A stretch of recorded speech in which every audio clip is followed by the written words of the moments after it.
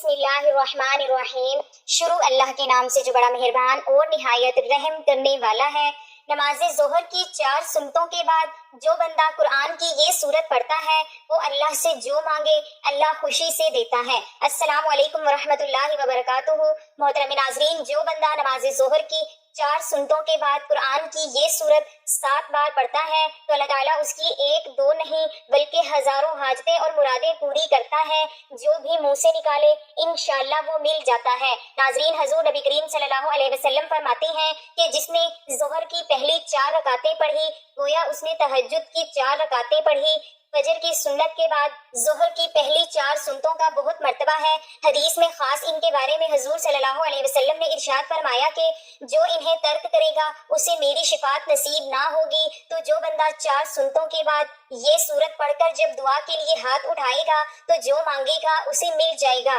حضرت ابن عباس رضی اللہ تعالی عنہ کا بیان ہے کہ یہ قرآن مجید کی آخری سورت ہے، یعنی اس کے بعد کوئی بھی مکمل سورت حضور صلی اللہ علیہ وسلم پر نازل نہیں ہوئی۔ حضور صلی اللہ علیہ وسلم کو جب یہ خبر دی گئی کہ جب اللہ تعالیٰ کی نصرت آ جائے اور لوگ فوج در فوج دائرہ اسلام میں داخل ہونے لگے تو اس کا مطلب یہ ہے کہ وہ کام مکمل ہو گیا جس کے لیے آپ کو مبعوث کیا گیا تھا۔ آپ صلی اللہ علیہ وسلم کو حکم دیا گیا کہ آپ اللہ تعالیٰ کی تسبیح و تحلیل میں لگ جائیے اور اللہ تعالیٰ کی طرف سے واپسی کی تیاری کیجیے اور اپنی امت کے لیے استغفار کیجیے۔ آپ دنیا کے سامنے یہ اسوہ پیش کیجئے کہ بڑی سے بڑی کامیابی اللہ تعالیٰ کی تائید اور نصرت کے بغیر ممکن نہیں۔ ایک بندہ بڑی سے بڑی کامیابی کے حصول کے بعد بھی غرور میں مبتلا ہونے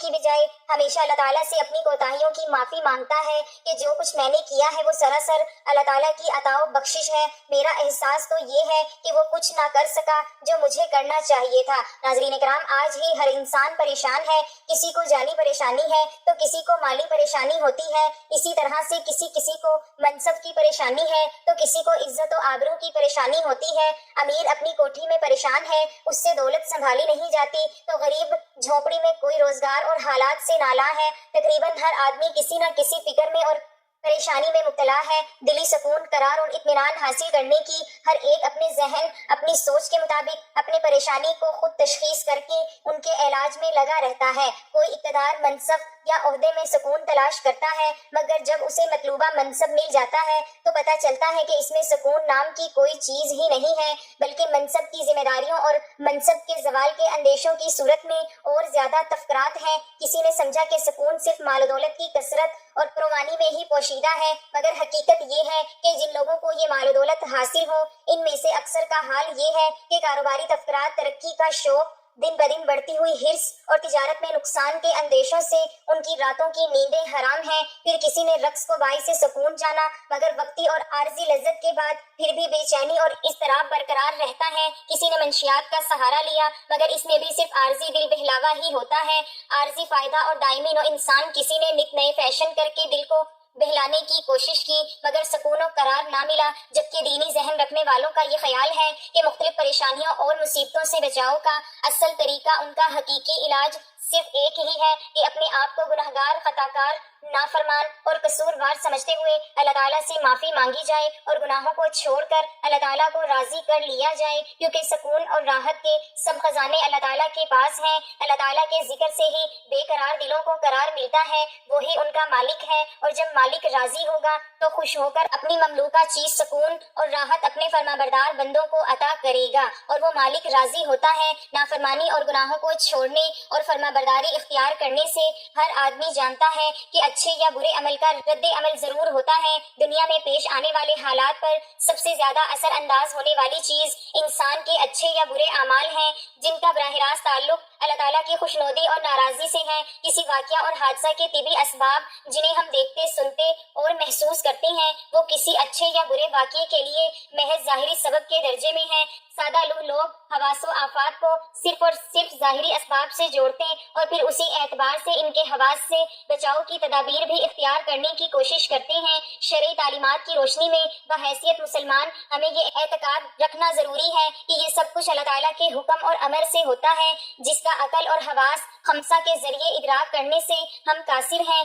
وہی الہی اور انبیاء علیہ السلام کے ذریعے اللہ تعالیٰ نے جزا و سزا کا جو نظام سمجھایا ہے وہ ہمیں اس غیبی نظام کے بارے میں آگاہ کرتا ہے، وہ یہ کہ کسی بھی واقعہ اور حادثے کا اصل اور حقیقی سبب اللہ تعالیٰ کی رضامندی اور ناراضی ہے۔ اللہ تعالیٰ نے حالات کو خواہ اچھے ہوں یا برے انسانی اعمال سے جوڑا اور وابستہ فرمایا ہے، چنانچہ انسان کے نیک و بد اعمال کی نوعیت کے اعتبار سے احوال مرتب ہوتے ہیں، صحت و مرض، نفع و نقصان، کامیابی اور ناکامی، خوشی غمی، بارش اور خشک سالی، مہنگائی ارزانی، بد امنی اور دہشت گردی، وبائی امراض، زلزلہ، طوفان، سیلاب وغیرہ، یہ سب ہمارے نیک بد اعمال کا ہی نتیجہ ہوتے ہیں۔ بالغرض دیگر ان سب احوال کے ظاہری اسباب کچھ بھی ہوں مگر حقیقی اسباب ہمارے نیک و بد اعمال میں ہوتے ہیں۔ ہر تکلیف و آزمائش، سہولت و خوشی اللہ تعالیٰ کی طرف سے ہی آتی ہے، اس لیے پریشانیوں اور مصائب کا حل رجوع اللہ ہے، یعنی اللہ تعالیٰ کی طرف متوجہ ہونا، اللہ تعالیٰ کی طرف توبہ استغفار کے ذریعے بھی متوجہ ہوں اور اپنے مسائل کا حل اللہ تعالیٰ کے حوالے کر دیں،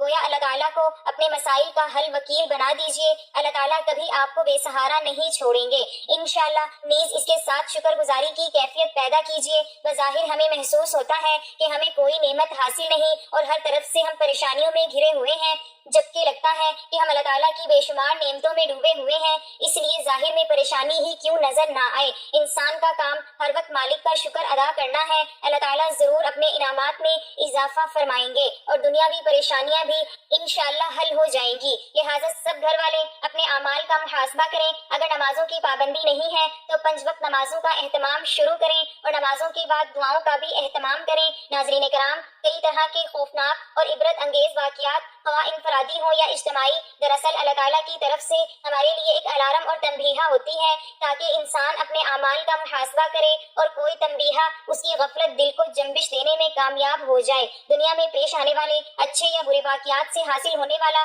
انسانی تجربہ اس پر شاہد ہے کہ بہت سارے لوگوں اور قوموں پر اللہ تعالیٰ کی نافرمانی کی وجہ سے دنیا میں ہی مختلف قسم کے عذاب آئے ہیں، مثلاً کوئی مسخ کیا گیا، کوئی زمین میں دھسا گیا، کوئی دریا میں غرق کیا گیا، کوئی طوفان کی نظر ہوا۔ ان تباہ و شدہ اقوام کی بستیوں کے کھنڈرات آج بھی اس حقیقت پر واضح ہیں کہ نافرمانی کی سب سے بڑا سبب پریشانی ہے۔ اللہ تعالیٰ نے قرآن مجید اور حضور صلی اللہ علیہ وسلم نے احادیث مبارکہ میں اعمال کی حسب نوعیت تاثیرات کو ایسی کرنی ویسی بھرنی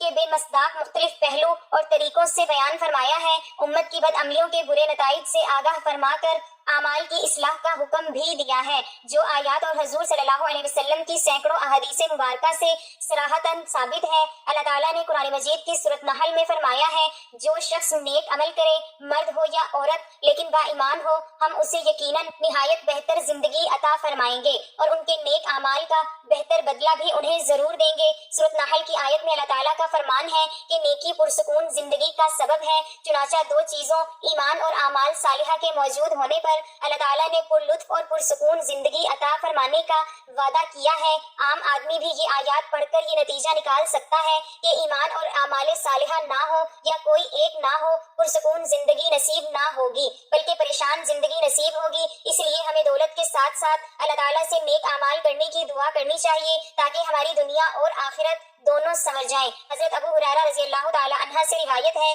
کہ نبی کریم صلی اللہ علیہ وسلم نے ارشاد فرمایا کہ انسان پر صدقہ واجب ہے۔ اس طرح ایک اور جگہ پر آپ نے ارشاد فرمایا، تم میں سے جو آدمی بھی صبح کا سورج دیکھتا ہے اس کے ہر جوڑ پر صدقہ واجب ہو جاتا ہے۔ یعنی نبی کریم صلی اللہ علیہ وسلم کے ان ارشادات کی روشنی میں ہمیں پتہ چلتا ہے کہ جیسے ہی ہم پر اگلا دن چڑھتا ہے، ہمارے جتنے بھی جوڑ ہیں یعنی ہمارے جسم میں 360 کے قریب جوڑ ہیں، ان تمام فہرست کا صدقہ واجب ہو جاتا ہے۔ لیکن ہم میں سے کتنے ایسے لوگ ہیں جو کہ اپنے جسم پر واجب ہونے والے اس صدقے کو دیتے ہیں؟ ہم میں سے زیادہ تر لوگ تو تب ہی صدقہ دیتے ہیں جب ہم بیمار پڑتے ہیں یا ہم پر کوئی بڑی مصیبت نازل ہو جاتی ہے۔ اس سے پہلے تو صدقہ دینے کا تو ہمارے ذہن میں کوئی تصور نہیں ہوتا ہے اور نہ ہی ہم میں سے زیادہ تر لوگ صدقہ دیتے ہیں، اور یہی وجہ ہے کہ ہماری زندگیوں میں اچانک سے مصیبتیں، پریشانیاں اور تنگی آتی چلی جاتی ہیں اور ہمیں سمجھ نہیں آ رہا ہوتا کہ ہم زندگی میں ایسی کون سی غلطی کر رہے ہیں جس کی وجہ سے ہماری زندگی میں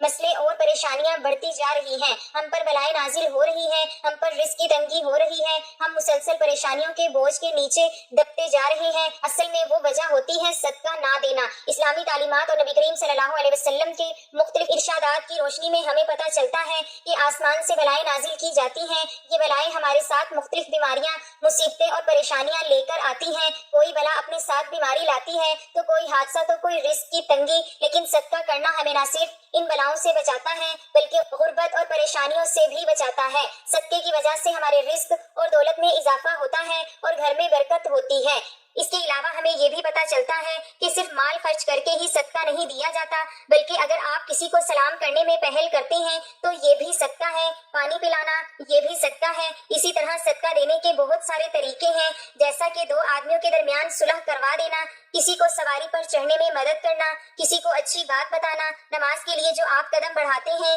یہ بھی صدقہ ہے۔ راستے سے رکاوٹیں اور پتھروں کو ہٹا دیں، دوسروں کو فائدہ پہنچانا، کسی کو دعا دینا، کسی کو پڑھانا یا کوئی چیز سکھانا، کسی کو اچھی بات بتانا، کسی کو مسکرا کر دیکھنا، کسی مصیبت میں پھنسے انسان کی مدد کرنا، وقت نکال کر اپنے ماں باپ کے ساتھ وقت گزارنا، کسی کی طبیعت پوچھنا، کسی کی عیادت کرنا، کسی پریشانی یا آزمائش پر صبر کرنا، نیکی کا حکم دینا اور برائی سے روکنا، کسی کو معاف کر دینا، اس کے باوجود آپ کے پاس اسے سزا دینے کا اختیار ہو، یہاں تک کہ اپنی بیوی کو اپنے ہاتھوں سے کچھ کھلانا، اس سے پیار محبت کی باتیں کرنا بھی صدقہ ہے۔ صدقہ دینے کے بے حد فضیلت اور فوائد ہیں۔ کہا جاتا ہے کہ بے شک مومن قیامت تک اپنے صدقے کے سائے میں ہوگا۔ مسلمان ہونے کے ناطے یہ نہ صرف ہمارا ایمان ہے بلکہ عام مشاہدہ اور تجربہ بھی ہے۔ جب ہم اللہ تعالیٰ کی راہ میں خرچ کرتے ہیں، اپنی نیت صاف رکھتے ہیں اور دکھاوا نہیں کرتے، تب اللہ تعالیٰ اس نیکی کو کئی گنا بڑھا کر ہمیں لوٹا دیتے ہیں۔ اللہ تعالیٰ قرآن مجید میں ارشاد فرماتے ہیں، اے ایمان والو، اللہ کی راہ میں ہمارے دیے ہوئے میں سے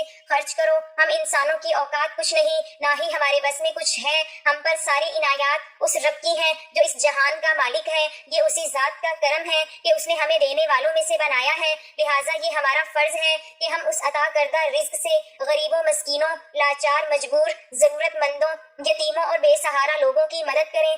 ان کی ضروریات کا اس طرح خیال کریں جس طرح اللہ سبحانہ تعالیٰ ہماری ضروریات کا خیال اور ہمارے گناہوں کا پردہ رکھتے ہیں۔ تو اب ہم آپ کو بتاتے ہیں کہ وہ کون سی سورت ہے۔ تو وہ قرآن پاک کی سورت نصر ہے، چھوٹی سی سورت، صرف 3 آیتیں ہیں اس سورت کی، لیکن بہت ہی برکت اور فضیلت والی سورت ہے۔ سورہ نصر کی پہلی آیت اذا جاء نصر اللہ والفتح کی لفظ نصر کو اس سورت کا نام دیا گیا ہے۔ اس سورت کو پڑھنے سے آپ کے لیے ہر میدان میں کامیابی کے دروازے کھلیں گے، اور لکھا ہے کہ اس سورت کو ہر روز 60 مرتبہ پڑھنے سے انشاءاللہ ہر بلا سے، ہر مصیبت سے محفوظ رہے گا اور فتح اور مدد میسر ہوگی۔ ایک بار میرے ساتھ بھی سورت نصر کی تلاوت سماعت فرمائیں تاکہ ثواب ملے۔ بسم اللہ الرحمن الرحیم اذا جاء نصر اللہ والفتح ورأيت الناس يدخلون في دين الله افواجا فسبح بحمد ربك واستغفر انه كان توابا۔ جب اللہ کی مدد اور فتح آئے اور لوگوں کو تم دیکھو کہ اللہ کے دین میں فوج فوج داخل ہوتے ہیں، تو اپنے رب کی ثنا بیان کرتے ہوئے اس کی پاکی بولو اور اس سے بخشش چاہو، بے شک وہ بہت توبہ قبول کرنے والا ہے۔ تو ناظرین، سورہ نصر کو ظہر کی 4 سنتوں کے بعد صرف 7 مرتبہ روزانہ پڑھنے کا معمول بنا لیں۔ انشاءاللہ جو سوچیں گے ویسے ہی ہوگا، جو مانگو گے وہ ملے گا، بس یقین اور ایمان مضبوط ہونا چاہیے۔ اللہ تعالیٰ زندگی سے ہر چھوٹی بڑی پریشانی کا نام و نشان ختم کر دے گا۔ حضور صلی اللہ علیہ وسلم نے فرمایا کہ اللہ تعالیٰ فرماتے ہیں، میرے ذکر کے لیے وقت نکالو، میں تمہارے کاموں میں برکت عطا کروں گا، ورنہ دنیاوی کاموں کی کثرت ان پر اس قدر مسلط کر دوں گا کہ تمہیں فرصت ہی نہ ہوگی اور سکون سے محروم ہو جاؤ گے۔ ناظرین، اس لیے تھوڑا سا وقت نکال کر اللہ تعالیٰ کا ذکر کیا کریں، نماز پڑھیں، قرآن پاک کی تلاوت کریں، درود پاک پڑھیں، اللہ رب العزت کا ہر حال میں شکر ادا کریں تو اللہ تعالیٰ بہت خوش اور راضی ہوتا ہے۔ اس کے ساتھ ہی حسبنا اللہ و نعم الوکیل کی ایک تسبیح پڑھنی ہے اور اللہ تعالیٰ سے دعا مانگنی ہے،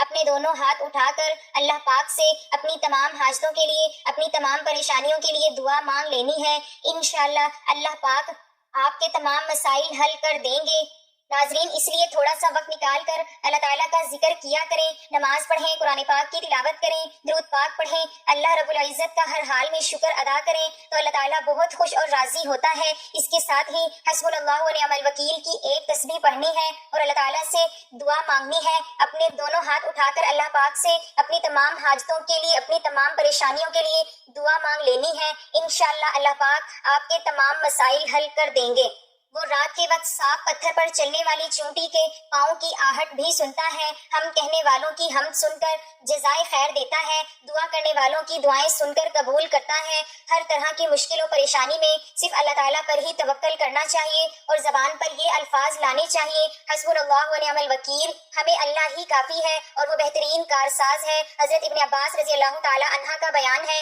کہ حسبنا اللہ و نعم الوکیل کا کلمہ حضرت ابراہیم علیہ السلام نے اس وقت کہا تھا جب انہیں آگ میں ڈالا گیا تو اللہ تعالیٰ نے آگ کو ٹھنڈک اور سلامتی والی بنا دیا، اور یہی کلمہ حضرت محمد صلی اللہ علیہ وسلم نے اس وقت کہا تھا جب لوگوں نے کہ کفار نے آپ کے مقابلے میں لشکر جرار تیار کیا ہے تو ان سے ڈرو، مگر اس سے آپ کے ایمان میں اور بھی اضافہ ہو گیا، اور آپ نے فرمایا کہ ہمیں اللہ ہی کافی ہے اور وہ بہت اچھا کارساز ہے۔ حضرت ابو ہریرہ نبی صلی اللہ علیہ وسلم سے روایت کرتے ہیں کہ آپ صلی اللہ علیہ وسلم نے فرمایا کہ ایک تاجر لوگوں کو قرض دیتا تھا، جب کسی کو تنگ دست پاتا تو اپنے نوجوانوں سے کہتا کہ اس کو معاف کر دو، شاید کہ اللہ تعالیٰ ہم لوگوں کو بھی معاف کر دے، چنانچہ اللہ تعالیٰ نے اس کو بھی معاف کر دیا۔ حضرت ابو ہریرہ رضی اللہ تعالیٰ عنہ سے روایت ہے کہ رسول اللہ صلی اللہ علیہ وسلم کی خدمت میں ایک دیہاتی آیا اور اس نے عرض کیا، اے اللہ کے رسول صلی اللہ علیہ وسلم، مجھے کوئی ایسا کام بتا دیجئے کہ اگر اس پر میں عمل پیرا ہوں تو جنت میں داخل ہو جاؤں۔ آپ صلی اللہ علیہ وسلم نے فرمایا کہ اللہ تعالیٰ کی عبادت کرو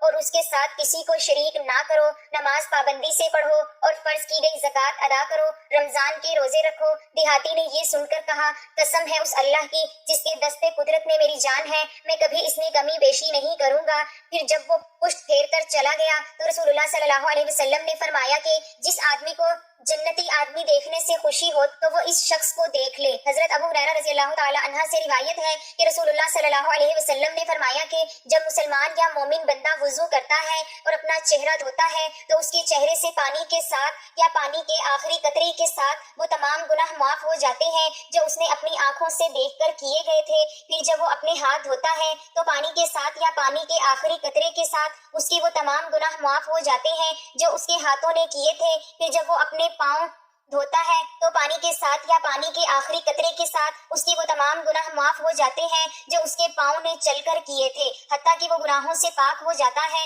حضرت ابو ہریرہ رضی اللہ تعالیٰ عنہ نے کہا کہ رسول اللہ صلی اللہ علیہ وسلم نے بتلایا کہ اللہ تعالیٰ فرماتا ہے، تین قسم کے لوگ ایسے ہیں کہ جن کا قیامت میں خود مدعی بنوں گا، ایک تو وہ شخص کہ جس نے میرے نام پر عہد کیا اور پھر وعدہ خلافی کی، دوسرا وہ جس نے کسی آزاد آدمی کو بیچ کر اس کی قیمت کھائی، اور تیسرا وہ شخص جس نے کسی کو مزدور کیا، پھر کام تو اس سے پورا لیا لیکن اس کی مزدوری نہ دی۔ بندے کی دعا اس وقت تک قبول ہوتی رہتی ہے جب تک کہ وہ گناہ یا صلح رحمی کے خلاف دعا نہ کرے اور جب تک وہ جلد بازی کا مظاہرہ نہ کرے۔ صحابہ رضی اللہ تعالی عنہم اجمعین نے عرض کیا، جلد بازی کرنا کیا ہے اے اللہ کے رسول؟ تو ارشاد فرمایا، جلد بازی یہ کہنے لگی کہ میں نے دعا کی اور دعا کی لیکن مجھے اپنی دعا کی قبولیت ہوتی ہوئی دکھائی نہیں دیتی، بس پھر وہ حسرت کا شکار ہو جاتا ہے اور دعا کرنا چھوڑ دیتا ہے۔ حضرت ابو ہریرہ رضی اللہ تعالی عنہ سے روایت ہے کہ رسالت تابع صلی اللہ علیہ وسلم نے فرمایا کہ جس نے سورج کی مغرب سے طلوع ہونے سے پہلے توبہ کر لی تو اللہ تعالیٰ اس کی توبہ قبول کر لیں گے۔ اللہ تعالیٰ سے دعا ہے کہ اے کل جہان کے مالک، ہم سب کو نماز اور قرآن پاک پڑھ کر تیرا شکر ادا کرنے اور بہتر عمل کرنے کی توفیق دے۔ ناظرین کمنٹس میں آمین لکھ کر ویڈیو کو لائک اور شیئر ضرور کر دینا۔ جزاک اللہ۔